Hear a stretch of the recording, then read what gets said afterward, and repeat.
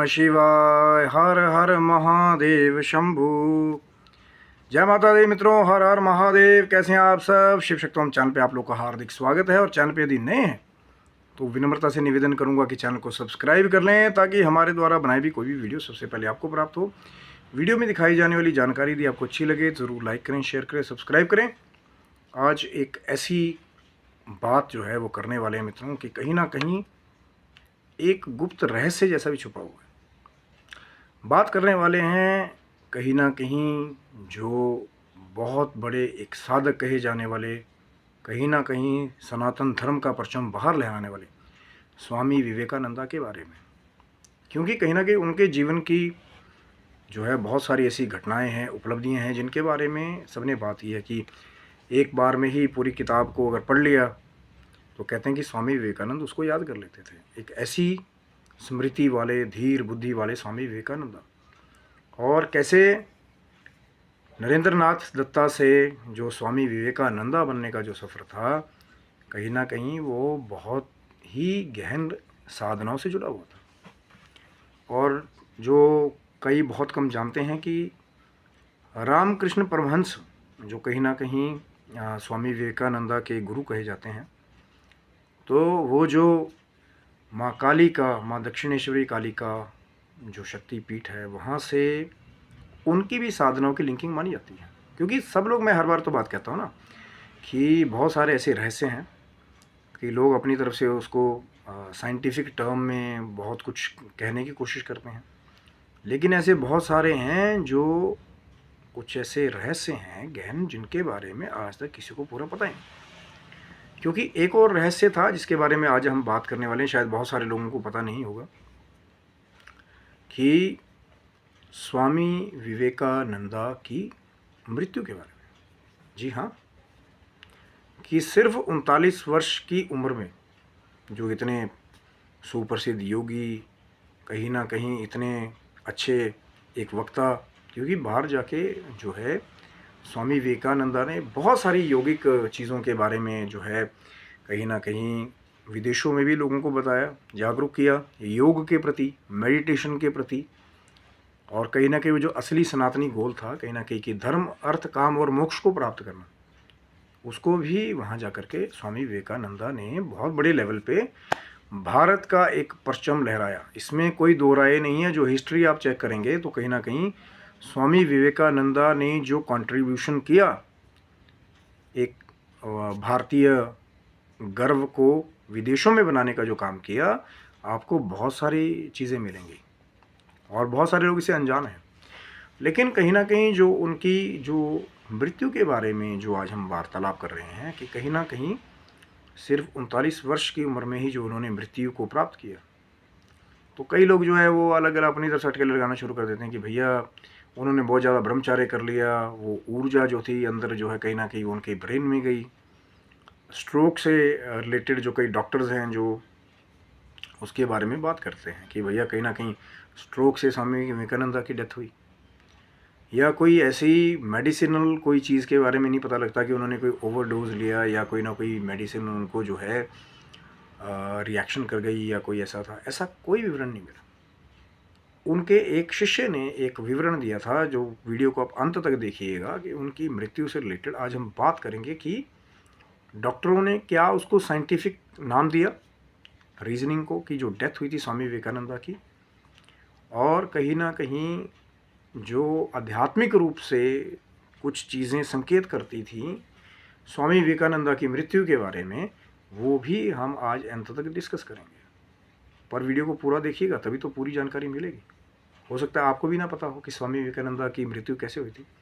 तो ऐसा कहा जाता है कि जिस दिन मृत्यु होनी थी स्वामी विवेकानंदा की, तो सुबह वो अपने नियम से जो जल्दी उठ जाना, ब्रह्म मुहूर्त में कहीं ना कहीं साधनाएं करना, तो बेलूर मठ में, जो हावड़ा में कहा जाता था उस समय, आज भी जो है वेस्ट बंगाल, तो कहीं ना कहीं स्वामी विवेकानंद बेलूर मठ में जो है सुबह सुबह जल्दी उठ करके गए, जैसे वो जाते थे, या रामकृष्ण मठ में। तो कहते हैं कि उन्होंने 3 घंटे तक वहाँ पे उस दिन ध्यान किया, जो मेडिटेशन जो है ना क्रियाएं हैं, जो भी नित्य क्रियाएं उनके लिए, तो 3 घंटे तक लगातार कहते हैं कि उन्होंने मेडिटेशन किया वहाँ पे।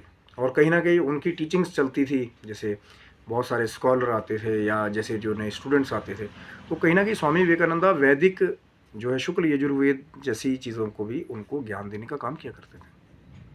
और ऐसा नहीं था कि स्वामी विवेकानंद जो है वो उन्होंने कोई पोर्टल बना रखा था कि यार मुझे पेटीएम पे करो, गूगल पे पे करो, बिल्कुल निःशुल्क। पर उद्देश्य ये था ना कि वो जो असली सनातनी प्रचार है, कहीं ना कहीं जो वैदिक ज्ञान है, कहीं ना कहीं वो जो समाधि का ज्ञान है, महासमाधि का ज्ञान है, कहीं ना कहीं वो जो वैदिक ज्ञान है, जो कहीं ना कहीं सबके लिए मुमकिन नहीं था।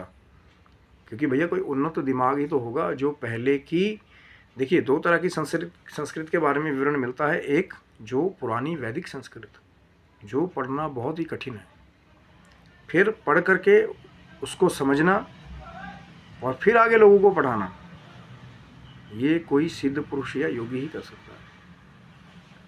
और दूसरी तरफ है जो हम अब संस्कृत पढ़ रहे हैं, या कहीं ना कहीं संस्कृत विद्यालयों में जो मुख्यतः जो संस्कृत पढ़ाई जाती है वो लौकिक संस्कृत है। वो जो वैदिक ओल्ड संस्कृत है वो कुछ पुराने ही, बहुत कम मुझे लगता है अब संस्थान होंगे या बहुत पुराने उसके जानकार विद्वान होंगे जो वो पुरानी वैदिक संस्कृत को पढ़ते थे, उसका अध्ययन करते थे, उसका मर्म निकालते थे, फिर जो है आगे बच्चों को, क्योंकि भैया इसके लिए कष्ट तो करना पड़ेगा, पहले तो पूरा पढ़ना पड़ेगा, चाहे वो श्लोकों के रूप में है चाहे छंद के रूप में है, फिर कहीं ना कहीं उसको पढ़ करके व्याकरण के सहित उसका पूरा निरूपण करके कि एग्जैक्ट वो ऋषि मुनि वो तपस्वी क्या कहना चाहते थे। अब ये नहीं कि आज के हिसाब से अपने आप से तोड़ मोड़ कर दिया, हनुमान चालीसा जी मैं बता रहा हूँ वही सही है और जो कृतियों को बचा रहे हैं वो गलत है, ऐसे भी चल रहा है बहुत कुछ।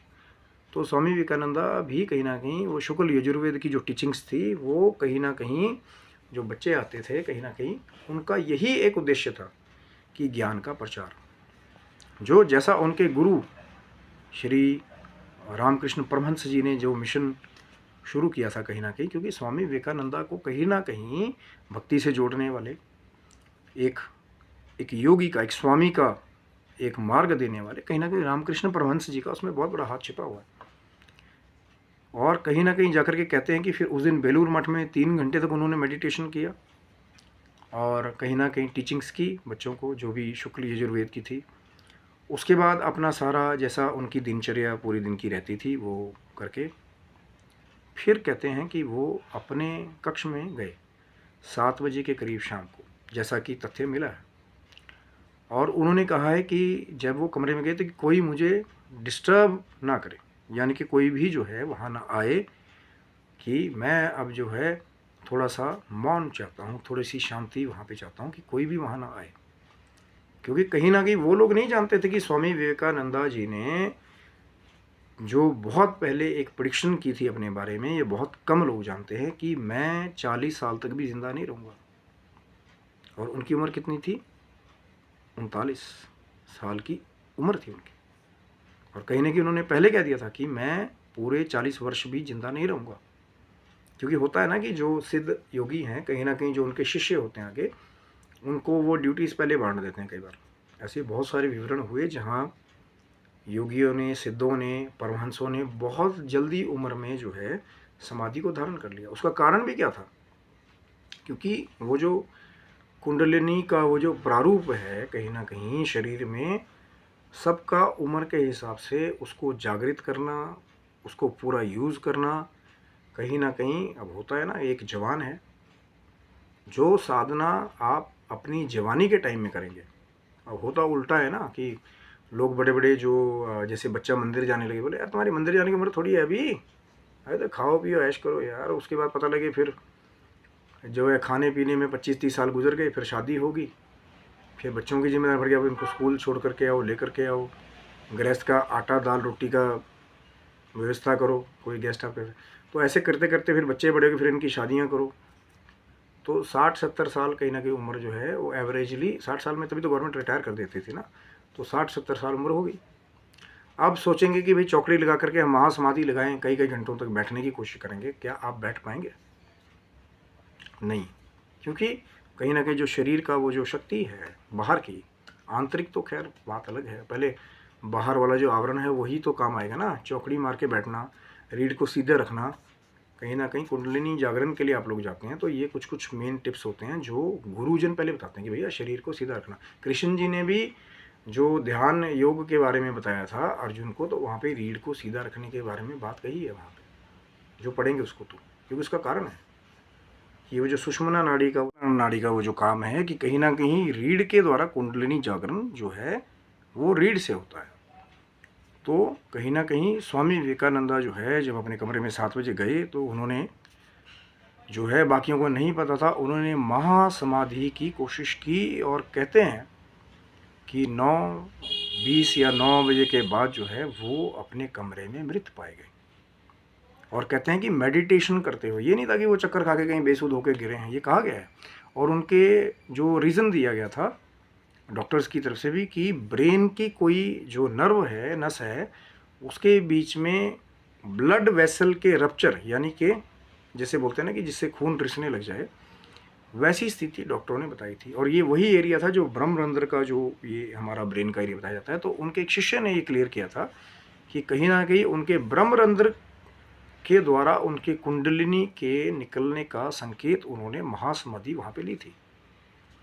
क्योंकि ऐसा भी होता है, कुछ ऐसी भी, जब ऊर्जा बहुत बड़े लेवल पे आप उस कुंडलिनी ऊर्जा को जागृत कर लें, क्योंकि जो अंदर की महान शक्ति है उसके अंदर बहुत सारी ऊर्जा है, और जो बाहर का ये शरीर है कई बार उसके अंदर वो शक्ति नहीं होती।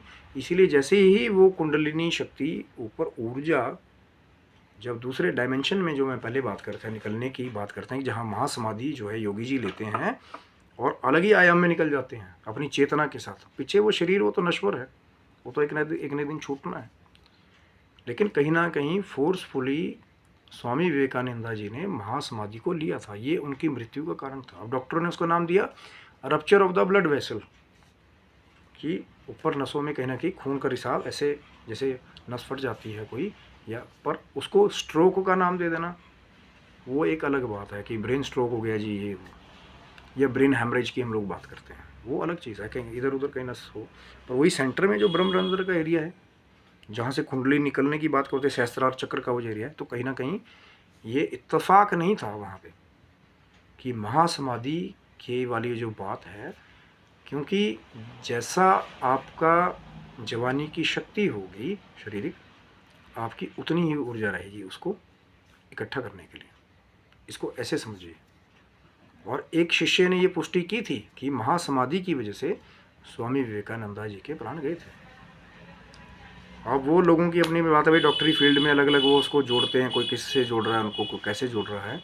तो महासमाधि की वजह से महासिद्ध योगी स्वामी विवेकानंदा जी की मृत्यु की पुष्टि उनके शिष्यों ने भी और डॉक्टर ने भी बात की थी कि rupture of the blood vessel.